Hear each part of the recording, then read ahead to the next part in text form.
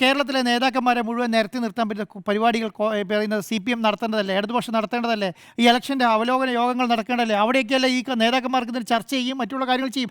അത് വെച്ചിട്ട് വേണ്ട ഇതിനെ കോമ്പൻസേറ്റ് ചെയ്യാൻ വേണ്ടിയിട്ട് ഈ പറയുന്ന പിന്നെ ഈ 2 ദിവസത്തെ പ്രോഗ്രാമിനെ ചെയ്യേണ്ടത് അങ്ങനെയല്ലേ? പക്ഷേ അങ്ങനെയാണോ ചെയ്യുന്നത്?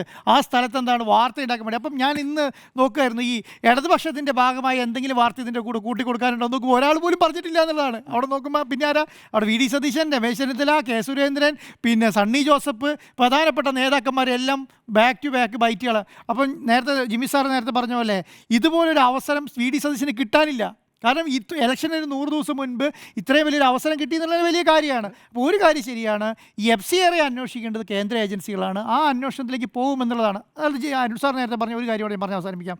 ഈ 18 കോടി 19 കോടി സംതിങ് രൂപ കേരളത്തിൽ കിട്ടി എന്ന് പറയുമ്പോൾ VD സതീശൻ ഒരു പത്രസമ്മേളനം നടത്തി അല്ലെങ്കിൽ ഒരു പ്രോഗ്രാമിൽ പോയി പറഞ്ഞിട്ട് 500 പൗണ്ട് കുറച്ച് കൊടുക്കാൻ പറഞ്ഞാൽ ആ പണം ഇവിടെ കാര്യമായിട്ട് എല്ലാവർക്കും ഉപയോഗപ്പെടുത്തിയിട്ടുണ്ടോ എന്ന് പറയേണ്ട ഉത്തരവാദിത്വം VD സതീശൻ്റെ തന്നെയാണ്. അതിന് മാറ്റമൊന്നുമില്ല. അതും കൂടെ ക്ലാരിറ്റിയോടുകൂടി പറഞ്ഞാൽ അത് പൂർത്തിയാവുള്ളൂ. മറ്റേത് ഞാൻ CBIക്ക് വിട്ടോട്ടെ, ഞാൻ അന്വേഷണം നേരിട്ടോളാം എന്ന് പറയുന്നതിനേക്കാൾ അപ്പുറം ഇത് എവിടേക്ക് എങ്ങനെയൊക്കെയാണ് ഉപയോഗിച്ചതെന്നും കൂടെ പറഞ്ഞാൽ അത് അവസാനിച്ചു എന്നുള്ളതാണ്. അപ്പം ഈ അന്വേഷണം നടത്തണ്ടയോ എന്ന് തീരുമാനിക്കേണ്ടത് കേരള സർക്കാരല്ല, അത് കേന്ദ്ര സർക്കാരോ അന്വേഷണ ഏജൻസികളോ ആണ് എന്നുള്ളതാണ് എൻ്റെ അഭിപ്രായം. റൈറ്റ്.